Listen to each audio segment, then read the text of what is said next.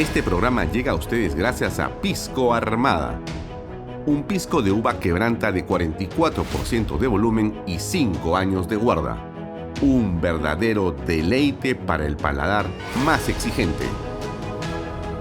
Cómprelo en bodegarras.com y recuerde, tomar bebidas alcohólicas en exceso es dañino.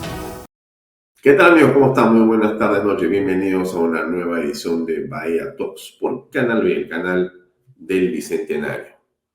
Nos puedes seguir por mis redes sociales, por las de Canal B, por las de Expreso, por las de PBO, por el ecosistema, por la página web, en fin, por todas partes.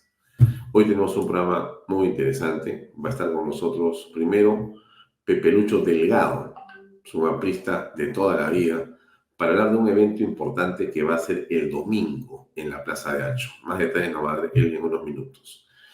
Después conversaremos con Hans Rothgieser, que es un economista que tiene un programa en Canal B, pero vamos a preguntarle si hay luz o no al final del túnel. Es decir, si estamos saliendo en la economía del problema que tenemos de parálisis. ¿Qué condiciones hay negativas? ¿Qué condiciones hay positivas? ¿Qué debería hacerse? Y finalmente conversaremos en la entrevista de fondo con Hugo Guerra, periodista, analista, político, para conversar en torno a la libertad de expresión, a si la verdad se abre o no se abre paso en general, y si estos fake news y posverdades afectan la comprensión y la percepción sobre la opinión pública. ¿Usted qué cree al respecto? Bueno, eso y muchas cosas más vamos a tocar el día de hoy en Canal B y en Bahía Talks.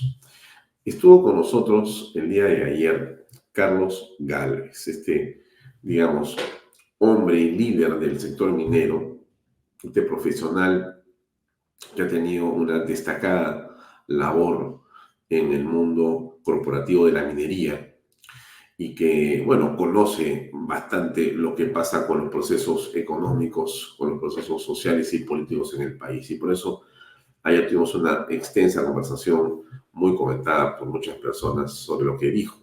Aquí algo de lo que señaló Carlos Gálvez. Escuchemos, por favor. ¿De qué tamaño es Singapur? ¿De qué tamaño es this big? ¿No es cierto? Lima. Y esto, sí. Y esto, sí. ¿Ok? ¿Qué cosa era? Era simplemente un arsenal donde depositaba el combustible para las marinas aliadas durante la Segunda Guerra. ¿Qué fue lo que ellos se plantearon? Mira, objetivo. En el año 1995, 96 o 94, se plantearon ser ellos el puerto de acceso a todo el sudeste asiático. Todo el puerto, la puerta de ingreso del sudeste asiático fue Singapur. ¿Tuvo algún complejo? No. ¿Algún idiota dijo que se iban a aprovechar los chinos de ellos? No. Eso es lo que tenemos acá. Una manga de acomplejados que son incapaces de mirar el futuro con grandeza.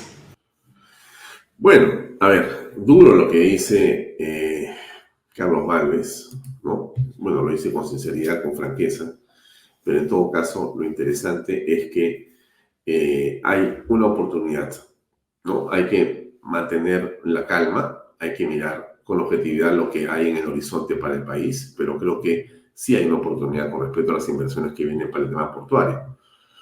Hay muchas más en camino, ¿no? Y la inversión más grande siempre va a ser de los peruanos. Creo que eso no hay ninguna duda. ¿Qué es lo más importante? A ver, uno más de Carlos Gálvez, acá. De trabajo. Perdón. La primera es la seguridad. Hay dos líneas de trabajo que el gobierno debiera de trazar. Ajá. La primera es la seguridad, porque sin eso no vamos a tener nada. Y la segunda son el comportamiento, el desarrollo o crecimiento económico.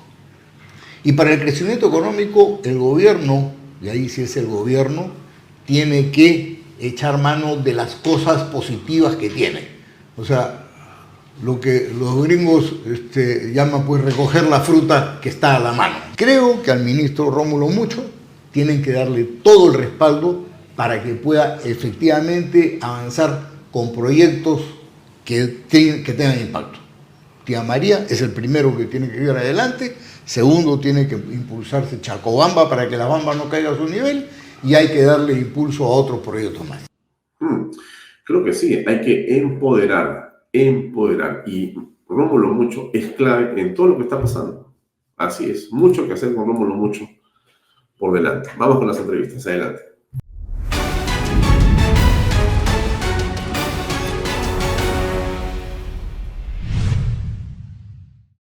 Bien, amigos, la primera entrevista del día de hoy en Vaya Talks es con Pepe Lucho Delgado. Es un aprista de toda la vida. Porque viene un evento muy importante, como lo hemos comentado, y queremos saber de qué se trata los 100 años del Partido Aprista. Pepe Lucho, gracias por acompañarnos. Muchas gracias. Quiero decirte que es 100 años de la Alianza Popular Revolucionaria Americana, es decir, del APRA continental. Para el Partido Aprista todavía le falta, porque el APRA un poquito más. Pero, o sea, un poquito menos tiene. Le falta. Nosotros fundamos el APRA del Perú en 1930. El APRA continental la fundamos el 7 de mayo de 1924 en la Ciudad de México, donde Aya de la Torre le entregó las banderas indoamericanas a los jóvenes estudiantes mexicanos. Muy bien. Tú eres una aprista de toda la vida. Así es. 100 años de este movimiento político. Cierto. ¿Qué rescatas después de 100 años? Mira, Aya de la Torre nos enseñó a hacer política con amor, con entrega, con devoción. El político tenía que tener vocación de servicio, no podía odiar. Esa es la diferencia con los comunistas. Los comunistas envidian, odian y quieren dividir el país. Aya de la Torre, cuando lanzó su discurso en el año 45 en la Plaza San Martín, cuando hubo el Frente Democrático Nacional, el año 45, después de pasar 11 años de clandestinidad y de lucha tremenda, dijo: yo no vengo a quitar riquezas al que las tiene, yo vengo a crear riquezas para que no las tiene. Ese es un mensaje extraordinario que tiene necesariamente que siempre señalarse. Porque, ¿qué quieren en realidad los comunistas en el Perú y en todo Iberoamérica? Son populistas. Quieren en general, todos deben ser pobres, dice el presidente de México, o el señor también presidente de Colombia. Quieren que todos sean pobres y ellos sí ricos. Los dirigentes son ricos. Nadie puede tener... un ministro de aquí de Economía decía: me duele el ojo cuando veo un carro Mercedes o un carro... ¿Qué cosa? ¿Con envidia se puede hacer política? Es decir, dividiendo al país se puede hacer política. La política tiene que ser integrada, tiene que unirse. Aya de la Torre nos decía: lo que nos falta es entendimiento. Lo que nos falta es renunciar. Primero están los intereses del país. La política es antropomórfica, ¿no es cierto? O sea, está vinculada a personas. Así es. Y en realidad lo que jala, lo que arraiga, lo que conduce son las personalidades, ¿no? Has hablado de Víctor Hugo de la Torre, y la otra gran personalidad es Alan García, sin duda. Ahora, no está Aya de la Torre, no está Alan García. ¿Quién es el heredero de el APRA? Mira, yo te quiero decir lo siguiente. Estamos acostumbrados a eso, pero yo creo que nosotros tenemos que plantear lo que es la institucionalidad.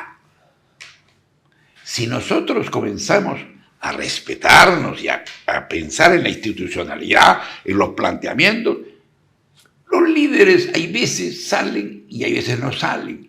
Eso es decir, líderes de la talla de Aya de la Torre, de Luis Alberto Sánchez, de Ramiro Pialet, no salen, es bien difícil. Pero ¿qué ocurre? Cuando tú tienes a tu movimiento político trabajando con ideas claras y sobre todo con conducta y respetando la democracia interna. Entonces tú vas a tener un equipo de gente, en realidad un partido político que esté dispuesto a dar la cara y sobre todo a defender la democracia. El APRA ha sido una roca que ha defendido la libertad, el desarrollo del país. Por eso, por ejemplo, con Alan García hemos tenido en el segundo gobierno un crecimiento de más del 7, 8 y 9%. Hoy día, ¿qué tenemos? Un crecimiento de menos de 1%. ¿Qué puedes darle tú a los jóvenes que salen al mercado? 350.000 o 400.000 jóvenes al mercado. ¿Tienen trabajo? No, no tienen trabajo. ¿Y qué va a pasar con ellos? Quieren irse afuera. Cuando García gobernaba, la gente quería quedarse acá. Esas son cosas que tenemos que reflexionar. Nosotros somos un movimiento político que tiene muchos años de lucha. Aya de la Torre quiso cambiar el Perú y la oligarquía se opuso para cambiar el Perú. Querían el cholo barato. Aya de la Torre luchó por la educación gratuita y se consiguieron. Se consiguió, por ejemplo, la primaria antes, pero el 45 la planteamos la educación gratuita y fue para secundaria. Y luego también en la Asamblea Constituyente de 1978-79 se plasmó la educación gratuita. Y acá quiero rendirle homenaje al maestro Luis Bedoya Reyes. Ajá. Luis Bedoya Reyes lo hemos condecorado, porque Luis Bedoya Reyes en esa Asamblea Constituyente donde yo estaba conversando con tu padre, que iba siempre, sí. Entonces Luis Bedoya Reyes vinieron los comunistas y le dijeron: queremos votar por ti. Y él dijo: ¿por qué por mí? ¿Qué tengo yo en afinidad con los comunistas? Claro. Lo que quieren es llegar a la Torre. Sí, claro. Y entonces él dijo: no, mira, en el desprendimiento, no, vamos a respetar a un hombre que toda su vida ha luchado, que toda la vida y que nunca ha ocupado un cargo. Y Aya de la Torre fue presidente porque Bedoya Reyes hizo que todo el PPC votara sin ningún interés, votara por Aya de la Torre sin ningún interés y sin que Aya de la Torre supiese. Aya de la Torre se quedó plasmado porque francamente ni siquiera habían conversado. Así se hacen las cosas. Así tenemos que hacer las cosas. Los demócratas que queremos el Perú, los demócratas que queremos que el Perú surja, queremos que los chicos se queden en el Perú, que no estén pensando irse al extranjero. Eso es lo que pretendemos. ¿Qué va a pasar el domingo? Hay un evento en que ustedes conmemoran esta fundación de la Alianza Popular Revolucionaria Americana. El domingo... Este domingo. Este domingo 5. Ajá. ¿Dónde es? En la Plaza de Hacho. Es un lugar icónico. Simbólico. Aya de la Torre dio su primer programa en Hacho. El 31 en agosto. ¿Y qué hubo en Hacho? Pañuelos blancos llenos y banderas indoamericanas. Ajá. Eso es lo que va a haber en Hacho este domingo. Este domingo... ¿Pero quién va a ser el orador principal? Bueno, en realidad... ¿Quién va a ser el heredero? No hay herederos. No hay... Pero tienes que decir, pues, ¿quién va a ser? Por supuesto que tengo que yo hablar. Yo no soy ningún heredero ni me creo. Simplemente tengo el encargo, primero, de todos los apristas para hacerme cargo de la presidencia. Y segundo... ¿La presidencia de qué? De la presidencia de la comisión encargada de la conmemoración. Es un trabajo que lo hemos hecho con tesón, con fuerza, y lo hemos hecho con todos los apristas, con todos. O sea, ¿qué es un evento que empieza a qué hora? Comienza a las 2 de la tarde. ¿Y terminará? Termina a las 7:30, 8 de la noche. Ya, y en estas 5 horas... ¿Va a haber discursos solamente o es un evento cultural? ¿De qué tipo de evento es? Mire, primeramente es un político, pero de todas maneras va a haber, pues, por ejemplo, va a haber el grupo Río, que ha hecho... ¿Va a haber música? Claro, va a haber música. Después va a haber música. El grupo Río es un grupo muy importante. Nacional, de rock, uno de los principales, claro, que comenzó el rock nacional. ¿Sabes qué? Han hecho una canción una canción del centenario. Extraordinaria canción que no te la puedo poner, pero Ya, que estaremos ahí, pero no he invitado. va a hablar Aya de la Torre. Habrá un video. Varios videos de Aya de la Torre. Y también va a haber a Alan García. Cuando Alan García, cuando se cumplió 80 años de la fundación del APRA Continental, fuimos a México. Ya. Y él dio un gran discurso con respecto a... ¿Lo grabaron ese discurso? Sí, y eso está grabado y va a estar. Muy bien. Así que también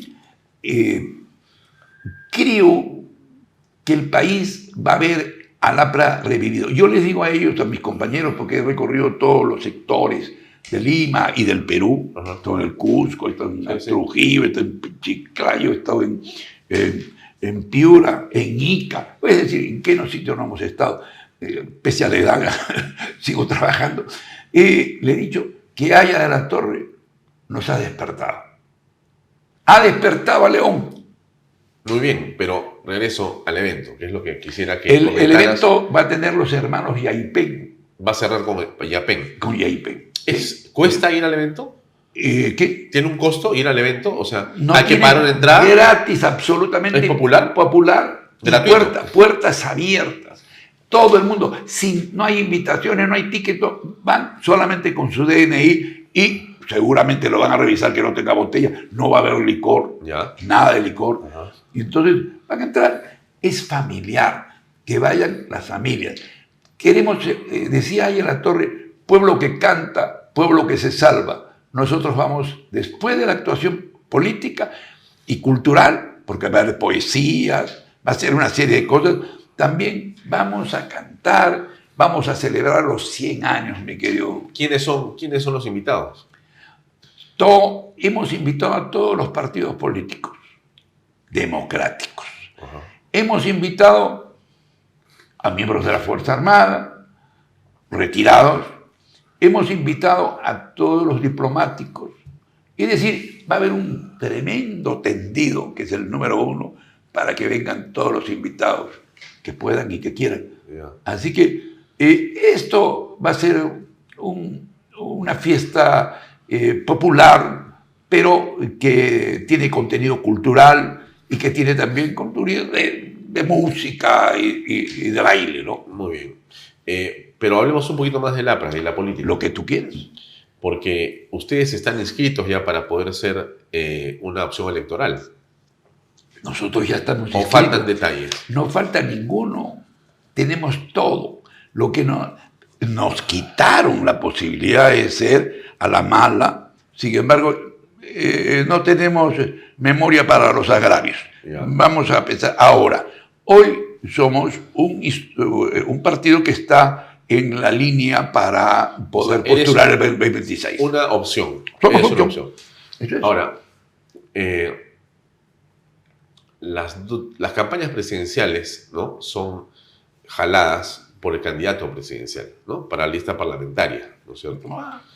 El APRA, cuando postula a Alan García por primera vez, bueno, con Aya de la Torre llegan a un número importante en la constituyente. Con Aya de la Torre, mi querido hermano, ganamos el 31 y nos robaron la elección. El año 36 no lo dejaron postular porque planteó la integración latinoamericana y lo pusieron un artículo, el 53, exclusivamente para excluirlo a él. El 39 volvieron a hacer lo mismo, el 45 lo mismo, el 56 lo mismo. Y el año 62, que le permiten ser candidato y gana la elección, hay un golpe militar, hay un veto contra él. Y el año 69, que iba a ganar las elecciones, ahí sacan a Belaúnde Velasco y impide que Aya de la Torre sea presidente de la Asamblea, que sea presidente del Perú. Y esa es la realidad. Ya. Pero finalmente logró tener una mayoría en la Asamblea Constituyente. Por supuesto. E hizo que el Perú entero vio a un hombre que, pese a todo lo que le habían hecho, jamás salió de sus labios un insulto, un agravio. Siempre extendió la mano a todos los peruanos para cambiar este país. Y dijo en las últimas intervenciones, habló del entendimiento, del amor que tenemos que hacer. Los peruanos tenemos que cambiar el chip, tenemos que pensar en que hay que dar. A la política no se va a sacar, a la política se va a dar, De a acuerdo, servir. pero regreso a mi pregunta. No hay caballo ganador. Caballos ganadores somos los apristas, mi querido. No, porque, a ver. Los apristas vamos en el momento oportuno Sí. elegir a nuestro candidato. Y ese candidato vamos a llevarlo, vamos a trabajar en todo el Perú, como nos enseñó allá la Torre. ¿Alianzas? ¿Ves alianzas políticas? No creo que haya alianzas. Yo creo que el APRA va a ser una opción. Pues para eso está la segunda vuelta. Lo que sí quiero decirte Sí. es que la gente de la clase media, que esta vez no votó, 35% de la clase media no votó y permitió que Castillo sea presidente, es una responsabilidad tremenda. Sí. Y hay que insistir, no hay que dejar que eso pase, que eso ocurra. Acá tenemos que defender el Perú de las garras del totalitarismo, de las ideas del populismo que van a traer, van a destrozar el Perú, han destrozado el Perú. Esa es la realidad. Mira tú cómo en Chile, como en Colombia, en México, en todas partes se meten, y siempre con el odio, siempre con la envidia. Así no se gobierna. Eso se destruye, no se crea. Porque tienes a Aya de la Torre, tienes a Alan García, y después... Y después vamos a tener un gran candidato que tú vas a votar por él. Muy bien. O candidata, ¿no es cierto? O candidata. Yo no me refiero a hombre, mujer, No. candidato. No tenemos problemas nosotros de género para expresarnos. Claro. Nosotros decimos candidato es hombre o mujer. Claro. Tuvieron una buena candidata la vez anterior que lamentablemente la sacaron. La sacaron. ¿Sabes por qué la sacan? Porque le tienen miedo a la APRA. ¿Sabes por qué los comunistas tienen miedo? Porque la presencia del APRA en el Congreso, nada más, Sí. es decir, los abruma. Somos la roca que impide que el totalitarismo llegue. Somos la roca que impide que los dictadores de uno u otro lado lleguen.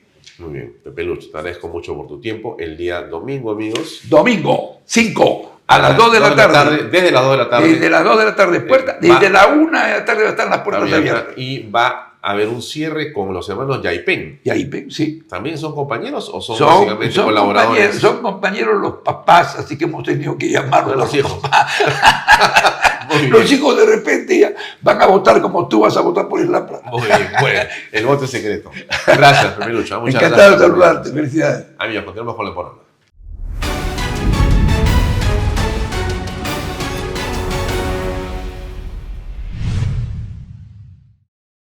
Bien, seguimos con el programa. Ahora estamos con Hans Runchise para hablar sobre economía. Hans, gracias por acompañarnos. Hola, ¿qué tal? ¿Cómo estás? Buenos días. A ver, estas forma en que se clasifica por parte de ciertas organizaciones internacionales la economía en el Perú, le llaman BBB, BB+, o A o menos.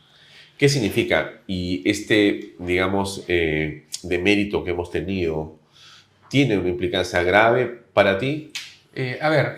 Cada clasificador, o sea, son varias clasificadoras, ¿no? Y cada clasificadora tiene su método, o sea, sus escalas, ¿no? Y lo que estas calificadoras específicamente revisan es una cosa y solamente una cosa, y lo único que les interesa, ¿no? Todo lo demás es floro para ellos, es qué tan probable es que el gobierno devuelva el dinero que se presta. O sea, cuando el gobierno peruano emite bonos, qué tan seguros son esos bonos. Eso es lo que les importa.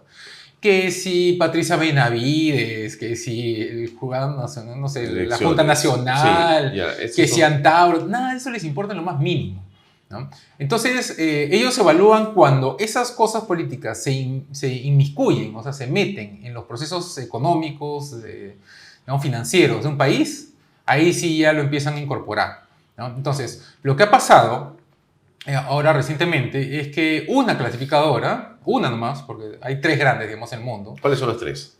Standard & Poor's, JP Morgan y Fitch, claro. Ya. ¿Con cuál hemos tenido digamos? Standard & Poor's. Standard & Poor's. Sí. Es uno de los más importantes, dicho sea de paso. Claro, es la que Bueno, la gente son tres, sigue más, ok. claro. ¿Qué pasa con Standard & Poor's? Ellos que han dicho. Claro, lo que sucede es que ellos han evaluado que recientemente el manejo de la economía y las finanzas nacionales no están siendo muy sólidas, muy confiables. Entonces han dicho que el gobierno peruano ahora es un poquito menos probable, o sea, un poquito menos probable que devuelva lo que se presta, ¿no? O sea, que los bonos que emita el gobierno peruano sean pagados.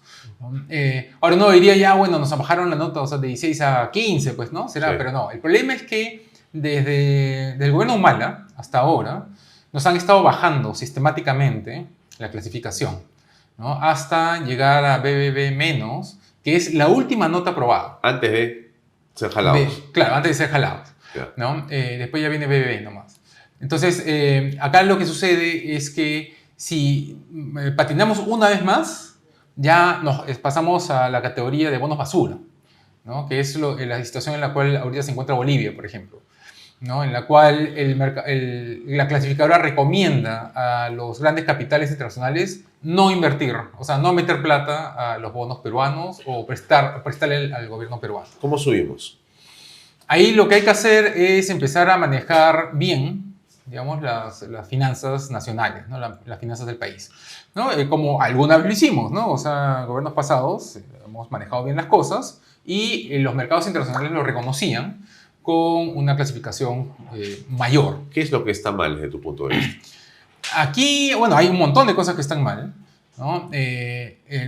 Un problema grave, o sea, hay dos sets de cosas. Unas son más de corto plazo y otras son más de largo plazo, ¿no? Las de largo plazo vienen, como digo, desde el gobierno de Ollantumala se vienen degradando, ¿no? Y ahí está lo más notorio es el irracional incremento del gasto público, ¿no? O sea, ¿Planilla? Claro, planillas y un montón, ministerios nuevos, nuevas instituciones, en fin. Todo lo que se han inventado. Burocracia. ¿Cómo? Burocracia. Burocracia. Todo lo que se ha inventado desde el gobierno de Ollantumala hasta ahora, que han hecho que el gobierno crezca desmesuradamente, eso genera una presión fuerte, una presión fiscal, ¿no? Porque alguien tiene que mantener eso. Entonces todavía no hemos llegado a los niveles de Argentina, ¿no? Donde más gente trabaja en el Estado que en el sector privado, lo cual era pues un disparate, pero estamos en ese camino incluso, ¿no? Entonces esa es una primera cosa. La segunda es que desde el gobierno de Humala hasta ahora el déficit fiscal ha estado creciendo, ¿no? Entonces ahorita todo el mundo o sea, lo agarran de piñata al ministro Arista porque estaríamos volando del rango meta, ¿no? Hay un rango que tenemos definido de que un déficit fiscal puede ser razonable dentro de ese rango y este año por segundo año estaríamos volando ese rango. Todo el mundo se va contra Arista, pero si uno ve, o sea, si uno se baja el gráfico y ve, o sea, la tendencia, va a ver que desde el gobierno de Ollantumala hasta ahora es una raya recta casi, ¿no? O sea, tiene sus piquitos, ¿no? Pero es claramente una degradación constante, ¿no? Cada vez peor.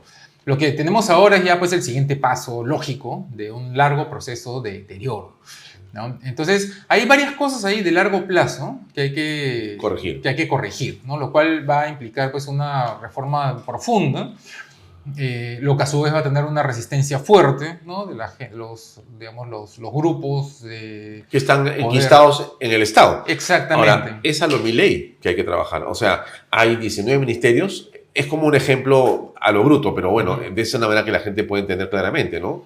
Yo veo 19 ministerios, Milei dijo este no, nos quedamos en 8. Bueno, eso es una decisión política que reduce el Estado. Claro, y algo tiene que hacerse, ¿o no? Claro, nosotros estamos en ese camino claramente, ¿no? O sea que hay que hacer eso. Hay que reformar el Estado, hay que reducir, digamos, hay que reducir aparato estatal, pero aparte hay que hacer lo que se va quedando, hay que hacerlo más eficiente, ¿no? Porque de nada me sirve bajarme de ministerios y los que quedan no sirven para nada, Claro. ¿no? Entonces, lo que hay que hacer es, no sé, por ejemplo, en la policía, ¿no? ¿Para qué tenemos tantos? O sea, si tú sacas el ratio de personas por ciudadanos, tenemos un bajo número de policías por ciudadanos. Pero los que tenemos, pues, o sea, hay un porcentaje que son eficientes y el resto que son relleno, Sí. ¿no? Entonces, ¿qué hacemos? Por ejemplo, ahora la medida que han sacado, ¿no? Que vamos a liberar a los cadetes de las academias para que estén en las calles. ¿De qué me sirve eso? Esa es la trama de la Academia de Policía, pues, ¿no? O sea, liberas a los estudiantes que todavía no están listos, Sí. ¿no? Para que hagan, pues, vergüenza en las calles. Eso no soluciona el problema, ¿no? Lo que hay que solucionar es lo que hay que hacer es una reforma de verdad, de largo plazo, en la cual las academias sirven, ¿no? Y sacan gente que, o sea, que están sirviendo a la población en la calle, ¿no? Entonces, tenemos que retomar las reformas de largo plazo, las de segunda generación, que son educación, salud y todo. Entonces, todo eso es algo que está pendiente y bueno sería que una crisis como la que estamos actualmente sirva... Nos ayude. Claro, para que la gente se dé cuenta, ¿no? Pero aparentemente eso no está sucediendo, ¿no? Porque... ¿Tú crees que no hay una conciencia en la población de que el Estado ha crecido de manera desmesurada y que eso nos resta, de todo punto de vista, servicios, eficiencia, burocracia, y nos cuesta y nos está hundiendo como, digamos, felicidad para los peruanos? O sea, en la práctica, cuando la gente raja en las parrilladas de fin de semana, claro, todo el mundo raja, pues, ¿no? Sí. Pero a la hora te ofrezco un bono y tú atracas, ¿no? O sea, vamos a contratar 15.000 docentes nuevos. Wow. Y todo el mundo atraca, ¿no? Sí. O sea, y nadie dice nada. Entonces, a la hora, tú cuando benefician a tu rincón, tú te quedas callado. Y eso está pésimo. Claro, eso es terrible, ¿no? Entonces, esa es una primera cosa que está pendiente, ¿no? Ahora, la otra cosa a corto plazo es que tenemos que necesariamente, como el Consejo Fiscal lo expuso bastante bien antes de que voten a Carlos Oliva, es que el rango meta para el déficit fiscal se puede alcanzar este año si nos ponemos las pilas, ¿no? O sea, si empezamos a reducir gasto público para este año, si nos empezamos a negar a partidas que se andan inventando en el Congreso, en los ministerios, en las municipalidades, de un momento a otro. Entonces, si el Ministerio de Economía se pone fuerte, ¿no? Y empieza a negociar con el Congreso, ¿no? Y empieza a ponerse los pantalones, ahí, y por el otro lado empezamos a incrementar la base tributaria, se puede lograr estar dentro del rango meta, ¿no? Pero para eso necesitas pues, gente profesional, dura, valiente, ¿no? Con pantalones en el Ministerio de Economía, que Arista parece que no lo es, ¿no? Porque él ya capituló, ¿no? O sea, él agarró y dijo bueno, este año... O no, incluso antes de que lo entrevisten en reprogramas, él ya había dicho, bueno, pues lamentablemente este año nos saldremos de rango meta. Oye, pero es tu chamba... no sé, es como el chofer Estamos comenzando el año. Tendrías que trabajar para que no pase eso. No, aparte es su trabajo, pues, no es como que un chofer diga, bueno, chocaremos nomás, ¡pum!, te estrellas, pues, ¿no? Sí. O sea, es su trabajo hacer lo necesario, mover las pilas, las piezas, las cosas, las piezas, para que eso no suceda, ¿no? Y él se está dando por perdido, ¿no? Después va a programas a decir, bueno, es que al cabo que somos un gobierno débil, ¿no? Peor todavía. Claro, o sea, ya está capitulando de entrada, sí. ¿No? O sea, un ministro de Economía de verdad estaría pues, negociando, ¿no? Estaría yendo pues, hablando con los congresistas, ¿no? Para armar un grupo, una mancha. O sea, él se queja, bueno, es que no tenemos bancada. Pues, arma tu bancada, pues, sí. Arma tu mancha. Sí. Ahora, pero frente a eso, que son los problemas que vemos, también hay como cosas muy interesantes que están ocurriendo, ¿no? Porque hay otra parte del gobierno, bueno, no sé si es otra parte o es el mismo gobierno, pero en otra, digamos, dimensión, que lo que hace es impulsar o decir que está impulsando la inversión en diferentes cosas, ¿no? Se ha lanzado un paquete de 37.000 millones de dólares, o por lo menos es el monto que dice el ministro de Transportes, para vías distintas, ¿no? Trenes, aeropuertos, puertos, autopistas y general, ¿no? Entonces, eso, y hay también una importante, digamos, impronta en el tema de las APPs, las zonas público-privadas. O sea, daré la impresión de que hay una parte del gobierno que se mueve en la dirección correcta. ¿Te parece eso? ¿O no necesariamente? Eso por sí solo no nos va a reactivar, ¿no? O sea, claro. Esa es una estrategia de demanda agregada, una keynesiana del siglo pasado, ¿no? La idea... el Estado no va a suplir. El Estado... podría ayudar un poquitito, pero... Pero es que si tú ves la composición, digamos, del capital en el Perú...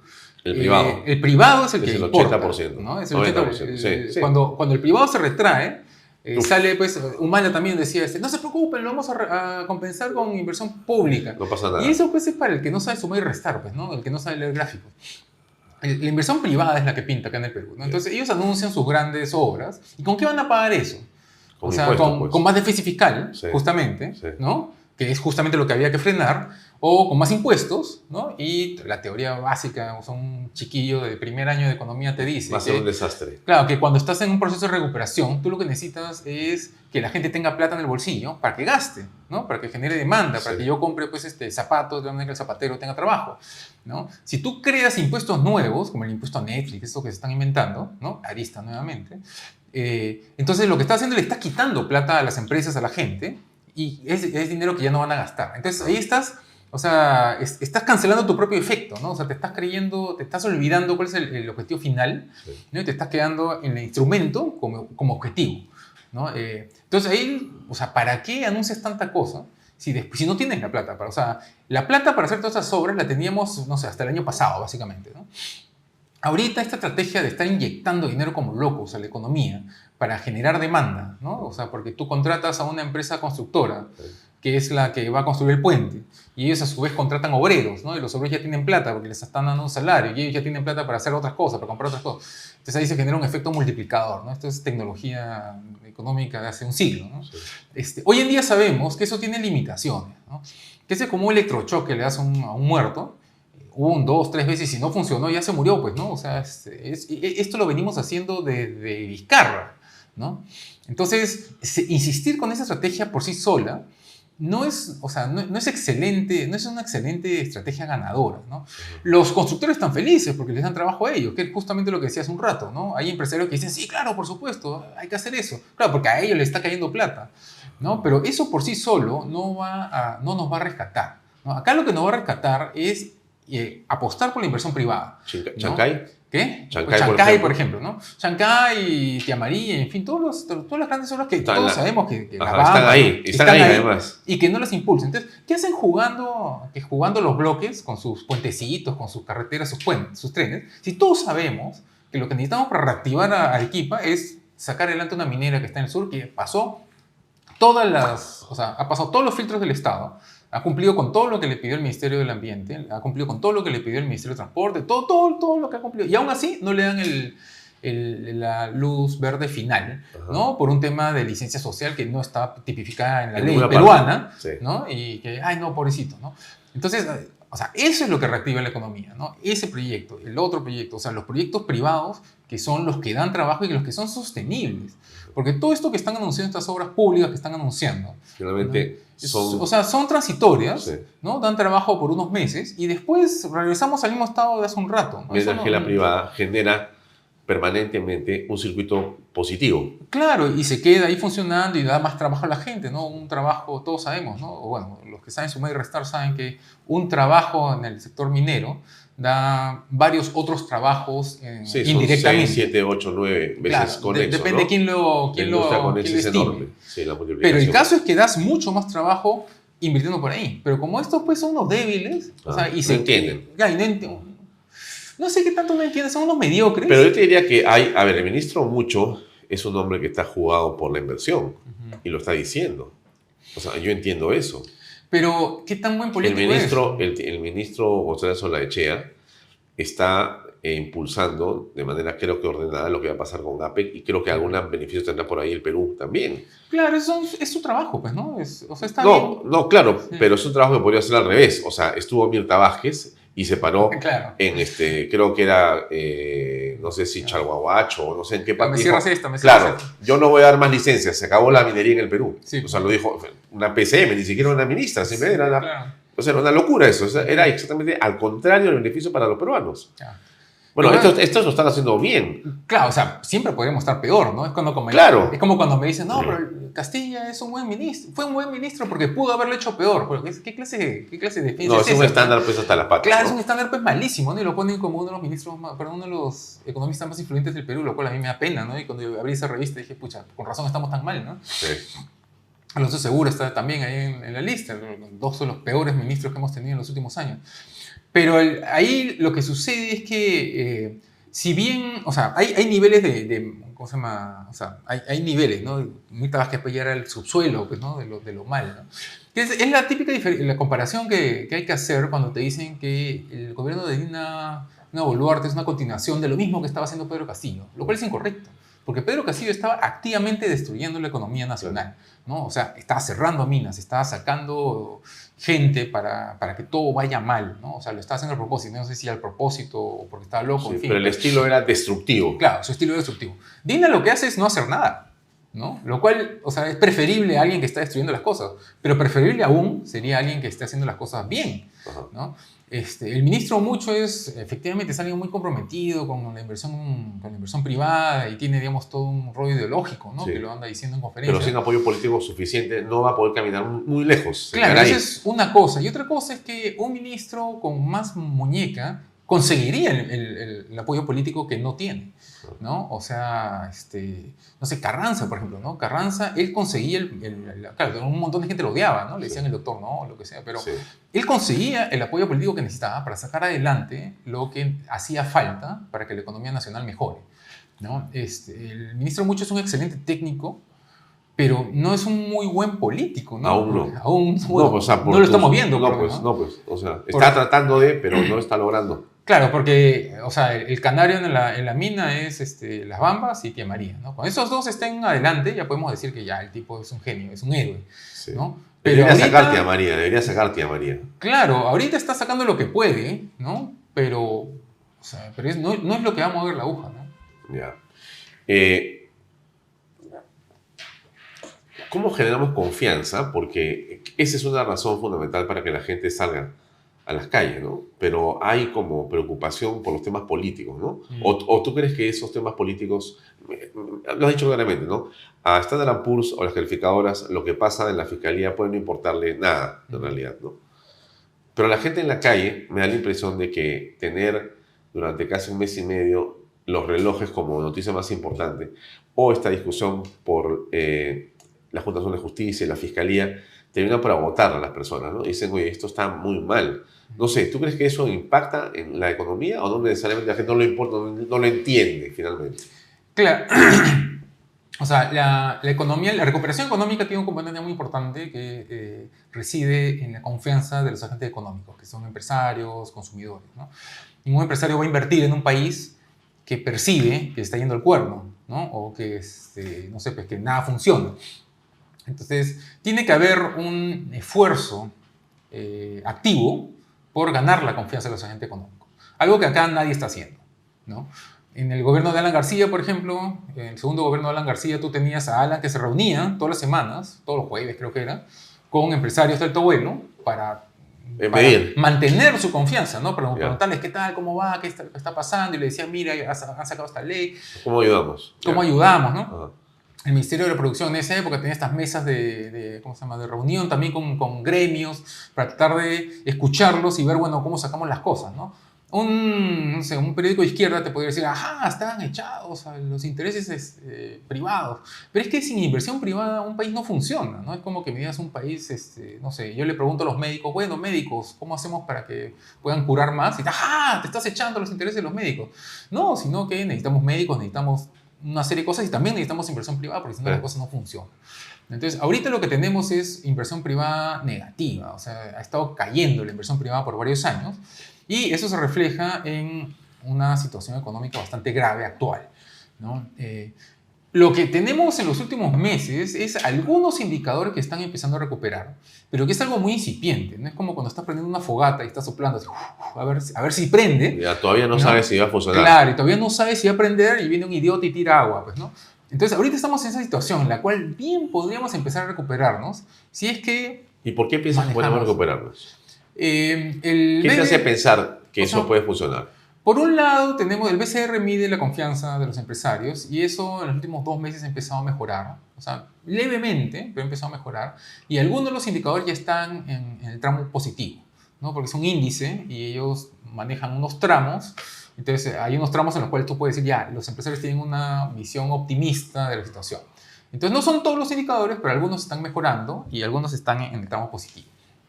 Entonces eso es una buena señal, ¿no? Por el otro lado, ahorita, estas semanas, en estos días, han anunciado, el BCR ha anunciado que la inflación ya está dentro del rango meta. Ajá, ¿no? entre 1 y 3. Claro, ¿no? que es algo que no había sucedido desde pre-pandemia. Exacto, desde antes de la pandemia, ¿no? Entonces, lo que sucede con la inflación es que la inflación es un mal que puede destruir la economía en cuestión de días, ¿no? Entonces, por eso el BCR tiene una serie de medidas que son muy agresivas para controlar la inflación. Entonces, ellos han estado implementando una serie de instrumentos para controlar la inflación desde hace varios meses, ¿no? Un par de años, y eso por fin ha dado resultados, ¿no? Entonces, ahora ya estamos dando dentro del rango meta, lo cual quiere decir que en los próximos meses ya el BCR puede empezar a relajar estas herramientas, ¿no? Una de las cuales es la tasa de referencia.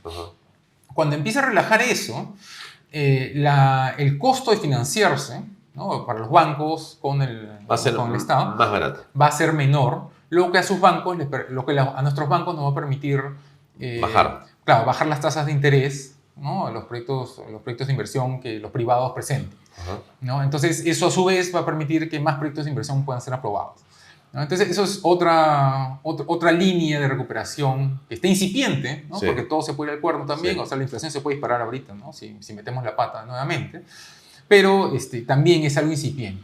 Ahora, el BBVA, el Banco Continental, tiene un documento que saca cada cierto tiempo en el que evalúa data propia, ¿no? O sea, cuánto usan tarjeta de crédito, o sea, sus tarjetas de crédito, ¿no? O sea, cuánto la gente usa instrumentos suyos, ¿no? Y con ellos arman unos índices para justamente monitorear cómo van algunas cosas en la economía, ¿no? Y ellos han notado un incremento en el consumo de la población, ¿no? En el uso de tarjeta de crédito, por ejemplo, y también de temas de inversión privada.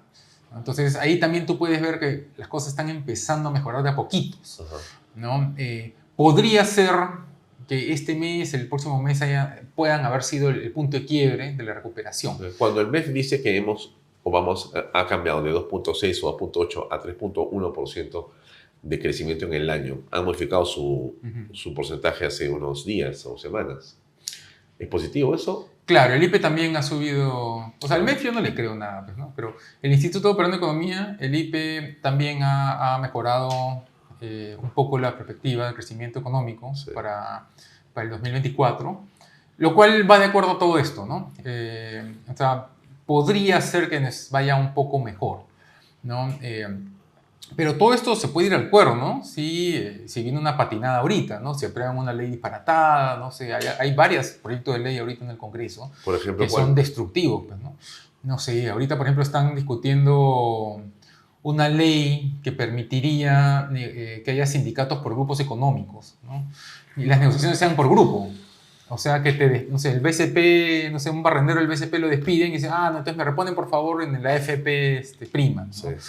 Entonces, lo cual pues ya hace todo mucho más complicado y ahí sí ya la contratación de personal formal se iría pues al subsuelo, pues, ¿no? De la informalidad que ya tenemos sería mucho peor, ¿no? Entonces hay varias cosas que están ahí dando vueltas que podrían hacer mucho daño, ¿no? Ahora, lo que dijo el ministro Arista en el RPP hace poco, de las muchas cosas que dijo, hay un par que sí son bastante ciertas y que hay que tomar conciencia de que efectivamente por el momento el gobierno es bastante débil, no tiene bancada, ¿no? Que es algo por decisión propia, ¿no? Ellos pueden armar una bancada, ¿no? Bueno, Castillo tenía... Yo creo que la tiene, pero se hace la loca la señora presidenta, con todo respeto, ¿no? Porque finalmente Acuña, ¿a quién le sirve? Más o menos. Es un ida y vuelta, ¿no? Exactamente. Es un ida y vuelta. Exactamente, a eso tengo amigos, claro que tiene amigos. Claro, o sea, yo creo que de alguna forma ella con el alcalde de Lima están tratando de tener una relación positiva y eso tiene de todas maneras un colateral hacia la bancada del alcalde, que no es poca renovación. Claro, y en general veo por eso, ahí hay, como ella dice, amigos, ¿no? Bueno, eso es política, ¿no? Claro, sí, o sea con el alcalde, o sea, nos está costando un montón de plata el enamoramiento que le están haciendo, ¿no? Porque le han aprobado un aval que es una locura, ¿no? Con APP también tienen una serie de enamoramientos. Entonces pueden armar una bancada de tal manera que tengan una fuerza en el Congreso que frenen alguna de estas locuras que están sacando, ¿no? Entonces esa es una cosa. Y la otra cosa es que los congresistas en el Perú están diseminados. O sea, no hay una fuerza, o sea, no hay una bancada fuerte. No. Y lo que hemos hecho en el pasado, lo que pasa es que la gente ya está aburrida, pero en el pasado la gente ha hecho presión para que se tumbe el proyecto de ley, ¿no? O sea, han hecho marchas, han salido, han hecho presión mediática, etc. Entonces, si todos estuviéramos más atentos y más activos, participando de la vida política, podríamos todos nosotros Ayudar. Claro, ser esa fuerza vigilante que no está pudiendo hacer el Ministerio de Economía porque no quiere, ¿no? Sí. Entonces, eso es algo que tenemos que tener, que todos tenemos que tomar conciencia de que ahorita estamos en un momento en el cual estamos prendiendo la fogata Ya.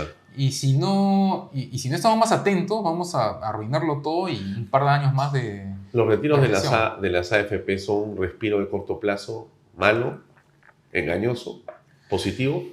Es un tema bien enredado, ¿no? Porque por un lado estás liberando dinero para que la gente tenga plata para gastar. 32.000 millones de soles serán aproximadamente. Claro, pero no es tanto como lo que se ha liberado en el pasado, ¿no? Y es algo muy de corto plazo, ¿no? Y todos los que tenían plata en las FPs ya la han sacado de alguna u otra manera, ¿no? O sea, los que todavía tienen plata ahorita son a los que se les fue el tren, ¿no? O que están distraídos, Sí. o que no estaban tan mal antes y ahora sí están mal, ¿no? Claro.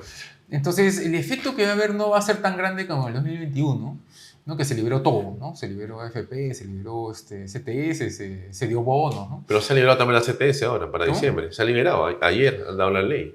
Claro, pero nuevamente, pues, ¿cuánta plata le queda a la gente en sus cuentas de CTS después de las liberaciones que ya se han hecho antes, ¿no? Sí. Entonces, acá hay O sea, tú dices que el impacto no va a ser grande. no va a ser tan grande como antes, Ya. va a haber algo, pues, ¿no? Pero no va a Sí. ser tanto como lo ha sido en el pasado. Lo vas sumando, pues, ¿no? Digo, poquito a poquito vas armando algo. Sí, pero eso es beneficio, costo y beneficio, pues, ¿no? Porque por un lado estás haciendo eso y por el otro lado estás dejando desatendida a la gente para su fondo de jubilación, Sí.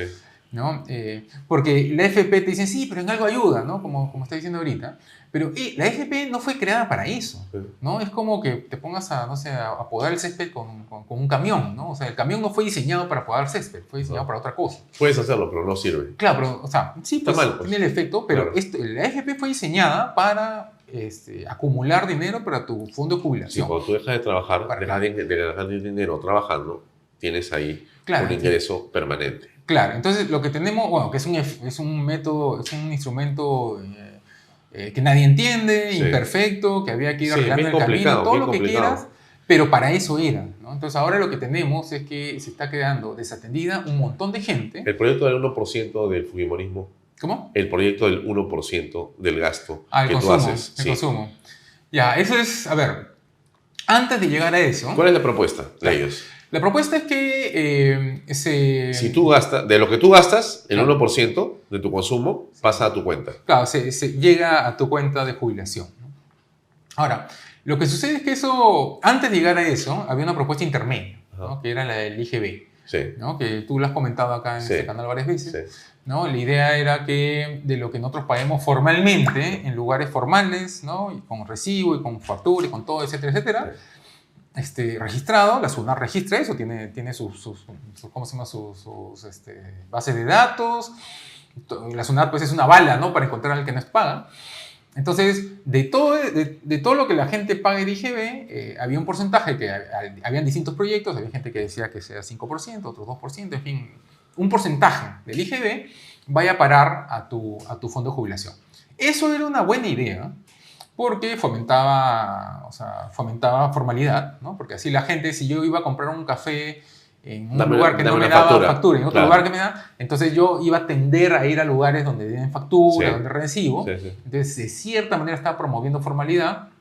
Y por el otro lado, de alguna manera, gente que no, o sea, que son independientes o que, no sé, o que son emprendedores y nadie les está dando su FP, ellos iban a terminar también generando un fondo, ¿no? Que en el sistema actual eso no sucede, Ajá. ¿no? O sea, actualmente los únicos que reciben FP son los que están en planilla, formales, ¿no? Con un sueldo decente, ¿no? Entonces, esta propuesta, ¿no? Que varias personas lo están moviendo, Cabero también lo ha estado promoviendo, tenía una buena, digamos, sólida, una propuesta, era una propuesta sólida, Ya, ¿no? el IGB. Claro, la del IGB. A la SUNAT no le gustaba, ¿no? El SUNAT y el MEF se han manifestado en contra de esta propuesta. La SUNAT porque dice que es muy complicado, aplicarlo. Pero es mentira, porque a mí se me cae ahorita una moneda, o sea, pago mis impuestos incompletos con un sol porque se me cae una moneda en el camino y ellos se dan cuenta de inmediato, ¿no? Sí. Entonces, ellos tienen una base de datos perfecta, ¿no? Bueno, no es perfecta, Y pero un muy sistema buena. que funciona. Claro, o sea, lo que Para pasa es que perseguir. claro, le estamos Está cargando quitando- más chamba. Claro, digamos. y no quieren. Claro, y no quieren, no, se cansan, ¿no? Y al MEF se le complica porque el MEF de hoy en día no es el MEF de hace 10 años, ¿no? El MEF de hoy en día, pues con la justa sabe sumar con Abacus, pues, ¿no? Todos son consultorías. Claro, entonces todos son consultorías, son unos inútiles. Entonces para ellos se les complica, ¿no? No saben ni por dónde agarrar al Sí. caballo. Entonces, las oposiciones eran por esos lados y las dos eran zanjables, ¿no? Las dos eran como que ya, pues vamos a sentarnos a ver cómo lo hacemos. Pero a Keiko, pues no sé, se le explicaron incompleto, parece. Ya, Y ella dijo, ya, entonces con consumo. ya. Y con consumo sí es mucho más complicado, porque ¿cómo mides el consumo que no está dentro del sistema formal? Imposible. ¿No? Claro, si era con IGB, lo podías agarrar por IGB, ¿no? Sí. Y con nombre propio, ¿no? Sí. IGB, ¿no? Sí. Pero si le dices ya el 1% del consumo, ¿cómo haces? O sea, ¿cómo haces con, no sé, pues, con la combi, ¿no? ¿Cómo Sí. haces con, y No aparte vas a pedir con... factura, ¿no? Claro, la combi te da pues un ticket, ¿no? Pero vas a juntar los ticketcitos así que usas todo el mes, o sea, si tú ves series de Estados Unidos de los 70s, cómicas, tú vas a ver que se burlan de eso, ¿no? Porque ellos tenían un sistema tributario que era así, que tenías que juntar los papelitos. Sí. Entonces tenías que juntar los papelitos y sumar una vez al mes, estar sumando. Entonces la gente que era muy cuadriculada, tú las veías pues ahí pegando los papelitos. Felices ahí en su hojas. casa. ¿Qué estoy haciendo? Viendo mis impuestos. Claro, está haciendo, pero no había computadora en esa época, ¿no? Tenías que pegarle en papeles bond, ¿no? Entonces, tendría que ser algo así. Entonces, a mí me parece pues una locura. Cuando la propuesta, el IGB, era una propuesta intermedia mucho más práctica, más fácil de convencer, ¿no? Yo a ella no entiendo sinceramente cómo piensa hacerlo, quién le ha propuesto, dónde está el documento, la propuesta técnica, no sé. No entiendo, ¿no? Ya. Finalmente, el factor político. Estamos lentamente acercándonos hacia el 2026. Es una campaña presidencial que viene, congresistas, presidentes, muchos candidatos aparentemente. Y Senado ahora, ¿no? Bueno, Senado también ahora. En fin, ¿cómo ves eso? En función de la economía me refiero. Es bien incierto, ¿no? Porque el problema con las elecciones en el Perú es que son tiro al aire completamente, ¿no? Porque los 2 o 3 partidos que podrían hacer una campaña seria, profesional, ¿no? O sea, que son pues el Fujimorismo, el APRA, ¿no? No sé, y ahí muere el payaso, pues, ¿no? O sea, son los chicos con capacidad de orden a nivel nacional y que tienen una organización que podrían asumir una campaña como se hace de verdad en el mundo, en el primer mundo, ¿no? Sí. Con un jefe de campaña profesional que haya estudiado eso, no un publicista, pues, Como los que tiktokero, conocemos. ¿no? Como los que conocemos. A los que ponen, pues, el jefe de campaña que tú dices, pucha madre, otra vez este pata, Sí, siempre sí, pierde, o sea, sí. ¿por qué lo ponen ahí? Sí. Entonces, o sea, si se pusieran serios, podríamos saber cuáles son las propuestas de cada uno, ¿no? O sea, no sé, como en un país de verdad, donde tú tienes tal partido, ¿no? El Con partido tales propuestas, laboralista. talas ideas que van a impulsarlas. Claro, entonces ya tú sabes que ese partido propone pues más sindicalismo, más Sí, esto, ya más vota lo por otro. eso. Ya, entonces vamos a votar por eso. Ya. Pero en el Perú nadie No hay idea. sabe Idea, nada, pues, nada. ¿no? Porque, Son caras, rostros, son frases, son pequeños eslogans. claro, ¿no? Y Entonces, percepciones, ¿no? hemos perdido lo que es... Este es así, este es asá, este es de provincia, este es de Lima, entonces Claro, y todos son... votas por esos. Y todos son negociaciones del momento, ¿no? Por ejemplo, el señor Añaños que quiere postular ahora, ¿no? Que está como que o sea, haciendo mimeos, ¿no? Para ver si postula. La vez pasada le descubrieron, hace unos meses, le descubrieron que se había reunido con los morados, ¿no? Y le quisieron hacer roche por eso. Sí. A ver, ¿cómo te reúnes con los morados, no? En una entrevista. Y él dice, no, sí, yo me estoy reuniendo con todos para definir mis principios políticos, dice. Y ¿qué clase? O sea, a mí me pareció indignante, ¿no? Porque uno primero define sus principios y después va afuera a reunirse con gente afín, ¿no? Claro. O sea, con la gente que piensa como yo, pero no. O sea, ya hemos llegado a un punto en el cual abiertamente el tipo que está candidato y, como se llama, aparte asesorado, porque tiene asesores políticos, asesores de imagen y todo. Ajá. O sea, le han dicho, no, que vamos a reunir con todo el mundo para definir nuestra posición política, ¿no? Y eso es lo diametralmente opuesto, pues, ¿no? O sea, estamos en un momento, ya en una situación en la cual ya, o sea, ya ni tienen posición, ¿no? Claro. O sea, Ahora, Carlos es un gran empresario. ¿Cómo? Es un gran empresario. Y que se quede como empresario, pues, ¿no? Como, Pero quizás no va a ser tan gran político, ¿no? Está en la duda, está en la duda. es como el PPK, ¿no? Que era un excelente economista y cuando fue político fue un desastre, pues, ¿no? Absolutamente. Porque negoció con todos, ¿no? Metió gente pues, que no tenían ni punto, no tenían nada que hacer en un gobierno que supuestamente iba a ser de derecha. Sí. Y lo arruinaron todo, pues, ¿no? Entonces, lo que tenemos ahorita son una gran, urgente necesidad de líderes verdaderos, ¿no? Sí. No payasos, ni oportunistas, ni aventureros, ni improvisados, ¿no? Y ahorita tenemos, o sea, la gente dice, no, que se vayan todos, que todos son un desastre, que todos son corruptos, pero tenemos en estos meses de gran inestabilidad política, Sí. hemos tenido 2 o 3 nombres o personas que se han mantenido firmes, Sí. ¿no? Que todo el mundo les da con palo, ¿Quiénes son? ¿no? Ya, bueno, cada quien pues que lo busque, ¿no? Pero, Ya.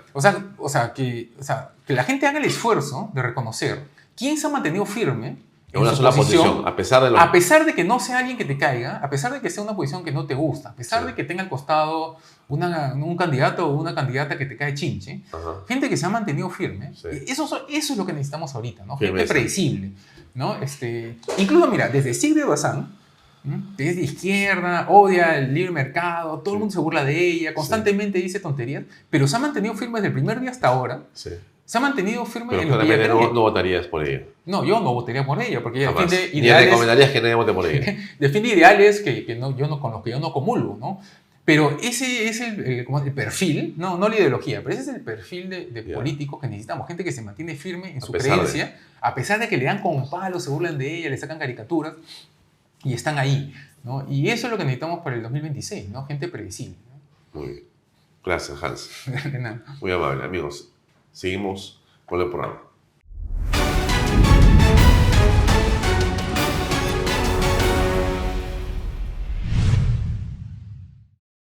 Bien, estamos en la entrevista de fondo hoy con Hugo Guerra. Hugo, gracias por acompañarnos. Gracias, Alfonso, por estar contigo. Hoy es un día especial para conversar contigo, porque es Día de la Libertad de Expresión. Tú estás vinculado al periodismo durante una gran parte de tu vida profesional. Bueno, ¿qué reflexión te merece este día? Bueno, este es un día de reflexiones varias. La primera, mucha pena por los medios de comunicación tradicionales. Ayer estaba viendo informes sobre algunos de los consorcios periodísticos más grandes del Perú y francamente sus notas o sus números están tan en rojo que están en vísperas de extinción. Y eso me da pena por los medios tradicionales, me da pena por los periodistas y me da pena porque la oferta informativa en el país va a decaer. En segundo lugar, me preocupa mucho la situación de la libertad de prensa por lo ocurrido particularmente con el señor Juan Carlos Tafur, porque el sistema judicial y particularmente el fiscal, que está tan trasegado y tan dañado, no ha tenido el menor escrúpulo de confundir casos. En el caso del señor Gorriti había una razón, y hay una razón fundamental para incluirlo en una investigación, porque más que periodista se trata de un operador político. En el otro caso me queda una amplia duda si es más bien solamente un periodista, y ahí sí se pueden afectar las fuentes informativas. Y finalmente me preocupa porque cada vez se prostituye más el tema del periodismo. Ya no se respetan los cánones éticos profesionales del ejercicio periodístico y la llamada prensa alternativa, la basura que existe y pulula sobre todo en las redes sociales, pues desconfigura lo que debería ser una profesión noble, ¿no? Ahora, en el caso primero del que comentabas, ese grupo del comercio, un grupo enorme que creció mucho en las últimas décadas y agregó no solamente a lo que era el diario El Comercio, una serie de diarios adicionales que fue adquiriendo, fue diversificando, y también agregó otros negocios como la televisión, inclusive temas inmobiliarios. El grupo El Comercio ya no es simplemente un periódico, sino es un grupo, ¿no? Pero justamente eso era una reflexión que vale la pena hacer, y qué bueno, porque tú has estado vinculado al comercio durante mucho tiempo. Mi padre ha sido un hombre del comercio mucho tiempo, hemos conocido ese diario. Pero yo te hacía esta pregunta por la siguiente razón, ¿no? El comercio ha tenido una línea editorial muy clara en el país, y podías estar en desacuerdo, pero era la línea del comercio. Y mucha gente le decía, pero son conservadores, de derecha, son así o son así, pero marcaba de muchas maneras una posición clara para la empresa, creo que para los gobiernos, pero para las familias. O sea, yo recuerdo claramente, y no era porque mi padre trabajara en el comercio, sino porque era así, mucha gente decía, no puedo empezar el día si no tengo leído el editorial del comercio, porque esa es una posición con la que puedo discrepar, pero es una posición muy ecuánime, ¿no? Entonces, mi reflexión es la siguiente, ¿no? Eso ha sido así, y también percibo que se ha ido perdiendo, lamentablemente, ¿no? Y entonces ha decaído, ¿no? Ha decaído esto, y la gente ha ido perdiendo sintonía con estos medios de comunicación y con este medio que ha sido tan importante, ¿no? ¿Cómo ves eso tú? Mira, primero en lo que toca al crecimiento del grupo del comercio, yo me niego porque he sido parte no solamente del diario, sino parte del esquema de crecimiento que primó cuando todavía la digitalización de la prensa no estaba en el ambiente. Entonces, estrategias que en su momento eran válidas dejaron de serlo. Pero, en fin, es un tema empresarial que lo pondremos de costado por ahora.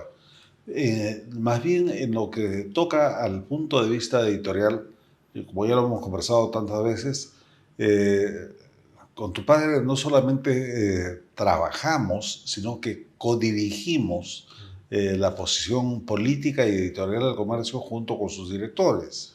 En el directorio editorial éramos 4 personas las que tomábamos las decisiones los 365 días. Aurelio Miro Quesada, Alejandro Miro Quesada, Alfonso Baella y Hugo Guerra. Y a partir de la reunión del mediodía ya se sabía qué cosa íbamos a hacer. La famosa reunión del mediodía, que era la reunión donde se definía lo que pasaba y lo que se decía, ¿no? Lo interesante de esto es que efectivamente, más allá de que la gente coincidiera o discrepara, se marcaba posición y se marcaba línea. Entonces se ganaba el gran intangible de un medio de comunicación y de un periodista: la credibilidad, la imagen, la respetabilidad y la influencia. La influencia social, política, económica y cultural. Cuando empiezan a darse cambios sucesivos de dirección y de otros temas que ya son ampliamente conocidos, lo que se olvidan es que los diarios legitiman su autoridad y su poder todos los días. ¿Dónde se legitima? No en esa reunión del mediodía, se legitima en el kiosco, se legitima en la percepción del público. Y perdieron de vista que eso no era un negocio para hacer solamente dinero. El dinero podía fluir como consecuencia del trabajo. Esto era una institución. Y si algo me apena es la pérdida de la institucionalidad del comercio. Sí. Y la aparición de otros medios, bueno, la digitalización ha traído pues otros escenarios, y en realidad si tú no estás a la altura de comprender el proceso, vas a sucumbir. Así es. Y de hecho hay muchos medios de comunicación que han desaparecido en el camino, o están a punto de desaparecer, o van a desaparecer, porque la digitalización necesita básicamente no computadoras, sino necesita un pensamiento, es una forma de ver las cosas distinta, ¿no? Y bueno, avanzando en ese mundo, encontramos también la mentira, pues, ¿no? La mentira hoy día se esparce de una manera impresionante, ¿no? Hemos visto campañas políticas recientes y hemos visto en la actualidad la forma en que se va distorsionando, se va confundiendo a la opinión pública. Y eso es gravísimo, porque se miente de una manera, se lanzan campañas contra el honor y contra la verdad y se distorsiona absolutamente la realidad. ¿Cómo aprecias, por ejemplo, este escenario en el que hoy vivimos, en el que tenemos una fiscalía como la que estamos observando, pero tenemos a un Congreso de la República, tenemos a un Poder Ejecutivo y todas estas instituciones que son cuestionadas en general todos los días? Mira, desde la ciencia política yo hago investigación permanente sobre el fenómeno que técnicamente se llama la posverdad. La posverdad no significa mentir, ¿no?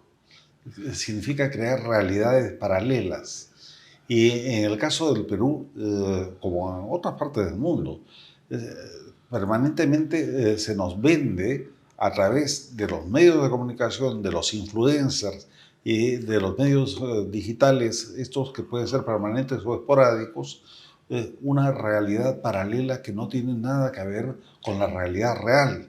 Es decir, se nos ha implantado el famoso término que los caviares llaman la narrativa, según la cual nos cuentan supuestas situaciones que pueden endiosar a personas, dañar a personas, tirarle lodo al honor, a la honra, pero también hacer fortunas, ¿no? Sin que eso tenga un correlato con la vida real. Y eso se lo compra el público. Sí. Entonces, es muy preocupante porque lo que ahora estamos viendo son pruebas, a propósito del caso de IDL en particular, de cómo toda esa posverdad era un sistema instaurado a través del Ministerio Público que le filtraba la información a esos medios alternativos.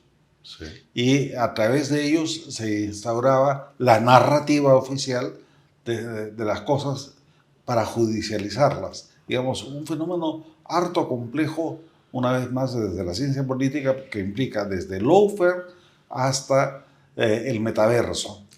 Y frente a lo cual lo que nos queda es rescatar lo único que en esencia se debe mantener, la verdad de las cosas.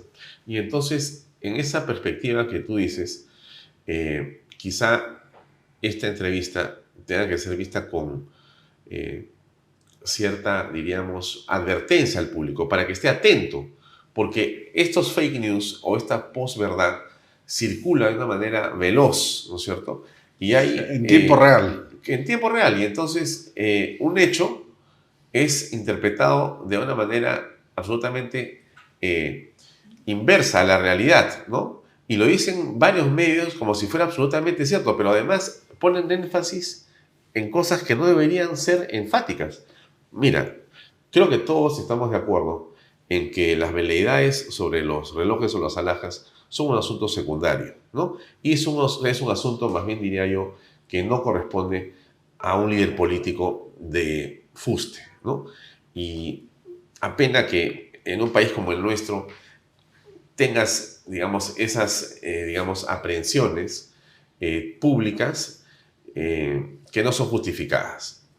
Pero pasar de eso a convertir ese tema en el tema más importante del país durante semanas o durante meses, creo que ha sido un exceso.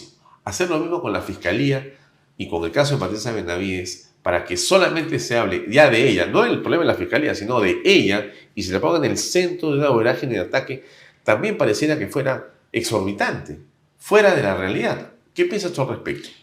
¿Dónde está el truco, por llamarlo en términos tradicionales, ¿no? Por eso sí, requiere una tecnología muy especial. Hablábamos del tiempo real. Lo que pasa es que en tiempo real los hechos ya no son los importantes, sino la impresión que se generan de los hechos. O sea, los adjetivos son los importantes, los sustantivos no cuentan. Ahora, ¿qué se viene haciendo? Toda una campaña en torno a temas justamente de segundo nivel, subjetivos. No voy a pasar por alto la falta ética, moral de una presidente de la República que tiene actitudes de soberbia y de indolencia con su pueblo al utilizar joyas que no corresponden, simplemente no corresponden a nuestra realidad. Pero eso no significa que debamos centrar el debate y el interés público en eso que es tan secundario, como tampoco podemos centrar todo el debate en la persona de Patricia Benavides cuando el cáncer está corroyendo a la Junta Nacional de Justicia, al Ministerio Público y al propio Poder Judicial. Entonces, lo que sería importante es no solamente ver el mecanismo, cómo funciona. El mecanismo lo podemos ver nosotros los relojeros. Y yo te propongo que tú y yo nos llamemos relojeros, Sí. porque somos capaces de abrir Sí. el mecanismo y ver cómo funciona. Sí. Pero al gran público le propongo que identifiquemos a quienes manejan los mecanismos. Sí. Y felizmente, y eso es lo bueno de la crisis que estamos pasando, ya por agotamiento, por decantamiento, hoy tenemos la mirada precisa. Por ejemplo, en el caso del cerco Alan García, hoy, de una manera fortuita, pero tenemos claridad de quiénes fueron. Casi por completo y por confesión de las partes. Por confesión de las partes, pero confesión escrita y corroborada. ¿No? Y luego... Habían sospechas, pero ahora ya tenemos... Con realidad aumentada, Pruebas. cuando el fiscalete José Domingo Pérez sale a asumir la posición de que sí, pues es verosímil que Alan García esté vivo y todo. Entonces es una realidad aumentada. Pero lo bueno es que ya nos estamos identificando y eso invitaría a tu público. No se fijen tanto en los mecanismos de relojería, que para eso estamos los especialistas. Fíjense en quiénes son los autores del mal y pónganlos en evidencia. Sí. Ahora, ¿cómo responde a esto la política, ¿no? O sea, ¿qué pasa con los líderes políticos que hay, con los partidos políticos que hay? ¿Cómo aprecias esto en función justamente de esclarecer las cosas, de poder conducir a la opinión pública, de poder ayudar a que la gente comprenda lo que está pasando? Mira, francamente ya con fastidio. Ajá. Yo creo que hay un nivel de hartazgo frente a la majadería de gran parte de nuestros políticos. Siempre los hay respetables y distinguidos, pero si los tomamos como grupo, francamente uno tiene que reaccionar con dureza. Y te hago un planteamiento que no te aleja del problema de los políticos. Tenemos 40 partidos más o menos en el partidor para las elecciones generales. Primer nivel. Segundo nivel, tienes una institución como la Policía Nacional, que no puede controlar la seguridad ciudadana. Esos 40 candidatos no te dicen qué van a hacer. Pero tú compruebas que la policía, así te ofrecieran la mejor propuesta, no podría hacer nada porque tiene un presupuesto de $300 millones, mientras que solo por el narcotráfico tienes un ingreso de $3.500 millones anuales. Es decir, Una desproporción absoluta. entonces las instituciones, ¿para qué las quieren? ¿Para resolver problemas o para que el caos no se desborde? Pregunto ahora, señores políticos, ¿ustedes quieren llegar al poder para hacer más de lo mismo? ¿Usufructuar del Estado? ¿O realmente quieren asumir cambios reales, profundos? Es una pregunta difícil de responder para los políticos, me parece, porque lo que vemos ahora es simplemente... en realidad una especie de show de fuegos artificiales, ¿no? Porque en el Congreso, al parecer, salvo algunas excepciones que conocemos y que las hemos mencionado acá siempre en las conversaciones, que son 5 o 6 congresistas, lo demás en realidad deja mucho que desear, pero los temas no son los relevantes, ¿no? Y yo creo que los medios tampoco ayudan a hacer relevantes los temas fundamentales. Porque si discutimos cosas absurdas y nimias, la impresión es que todo es nimio y todo es absurdo. Y eso le hace mucho daño al país. Entonces, el periodista tiene una gran responsabilidad en el día de la libertad de expresión. O sea, de relevar aquello que es fundamental en el país y no lo que no es importante. Porque finalmente, sí, pues, la importancia se la da al periodista. Cuando tú repites y repites y repites algo irrelevante, lo has convertido en relevante. Mira, yo siempre me quedé con el dilema del fotógrafo, me parece australiano, que hace la fotografía del niño de Biafra. Así es, con creo que era alguien que salió a comer, era un pajarraco que estaba al costado. Claro, era un cuervo, Un cuervo, sí. un águila, Sí. que estaba dispuesto a comerse al niño que se estaba muriendo de desnutrición. Sí, horrible. El periodista, ¿qué tenía que hacer? ¿Espantar al pajarraco o tomar la fotografía? Tomar la fotografía o espantar las patarracas es un dilema. Bueno, pues yo diría que tenía que tomar la fotografía para espantar al pajarraco. Sí. O sea, la labor del periodista no es informar bobamente. Ajá. Nosotros no somos cajas de reproducción. No, no debemos ser. No debemos ser. Tenemos que ser cajas críticas de pensamiento. Pero ¿estamos haciéndolo realmente? Responsablemente. No solo responsablemente, mi querido Alfonso. Patrióticamente. Ni siquiera patrióticamente. Porque responsablemente lo haces sin meterte en líos judiciales. Ajá. Patrióticamente por cariño con la patria. Sí. Pero ética, moralmente, Sí. los periodistas de hoy estamos sabiendo distinguir entre el bien y el mal. Estamos sabiendo distinguir entre lo correcto y lo incorrecto. La mayoría no. Bueno, entonces somos parte del problema Sí. cuando debiéramos ser parte de la solución. Sí. Mucha gente cae en los cantos de sirena Así es. y se confunden, en verdad. A veces, sin mala voluntad, se confunden. Andan confundidos los periodistas también. Claro, porque la seducción no solamente es la seducción del poder o Sí. la seducción del dinero, Sí. es la sensualidad del poder. Y la sensualidad de la televisión y de los medios digitales, que es terrible. Todos quieren ser famosos. Mira, O se sienten. a mí me da mucha gracia porque tú y yo conocemos a infinidad de personas, muchos de ellos incluso amigos, Sí. que se mueren por un espacio de televisión, por los 3 minutos de fama, Sí. pero es por la sensualidad del Sí, poder. O sea, sí. creo que hay una banalidad que hay que combatir, pero la función sí, tiene que rescatar los principios éticos y morales por encima de todo. Puedes hacer un mal periodismo, pero no puedes hacer un periodismo malo que está orientado a hacer daño a alguien. Y eso es lo que ahora lamentablemente prima. Dos temas más, Hugo. El día domingo, en la Plaza de Hacho, se lleva a cabo una reunión que es, me parece muy original porque no la hemos visto hace mucho tiempo.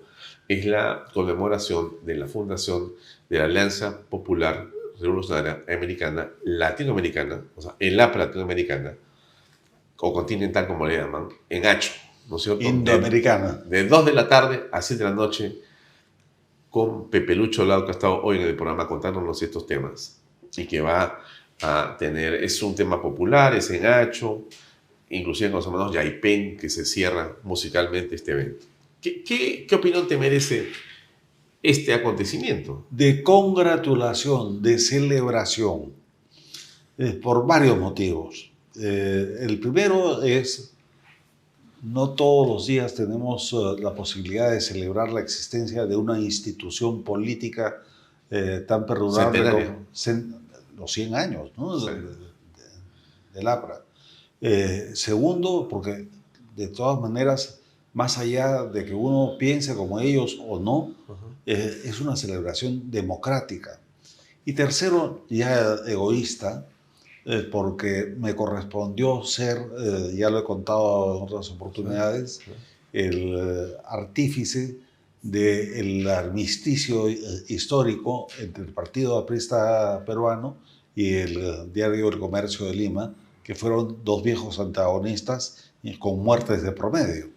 Entonces, saber que ese partido ahora celebra 100 años de democracia es realmente notable. No sin dejar la nota de duelo, la corbata negra y el pañuelo blanco, pensando que también se cumplen 5 años, lamentablemente, de la muerte del presidente Alan García, ¿no? Hago una reflexión sobre esto porque hemos tenido aquí hace unas horas a el reverendo padre Guillermo Oviedo, que señaló en su conversación a mi pregunta sobre Alan García que él había estado presente en los últimos instantes de vida del presidente, dándole el santo óleo de la extrema unción, ¿no?